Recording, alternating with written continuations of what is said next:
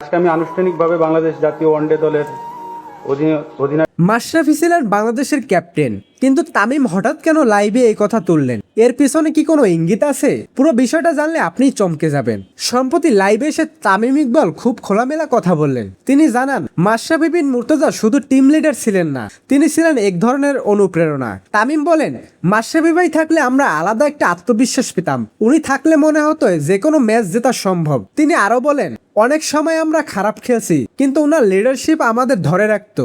Live এক পর্যায়ে তামিম বলেন, বর্তমান ক্রিকেটে অনেক কিছুই বদলে গেছে, কিন্তু ওই সময় টিম স্পিরিটটা আলাদা ছিল। এই কথার মাধ্যমে তিনি বুঝিয়ে দেন, মাশরাফির সময়ের দল আর এখনকার দলের মধ্যে বড় পার্থক্য আছে। তামিমের মতে এখন ট্যালেন্ট আছে, কিন্তু সেই লিডারশিপ ফিল্ডটা অনেকটাই কমে গেছে, আর এই কারণেই তিনি বারবার মাশরাফির কথা তুলছেন। তাহলে আপনি কি মনে করেন বাংলাদেশ দলের আবারও মাশরাফির মতো নেতা দরকার? কমেন্ট করে আপনার মতামত জানান, কারণ ইতিহাস বলে একজন ভালো ক্যাপ্টেন পুরো টিমকে বদলে দিতে পারে।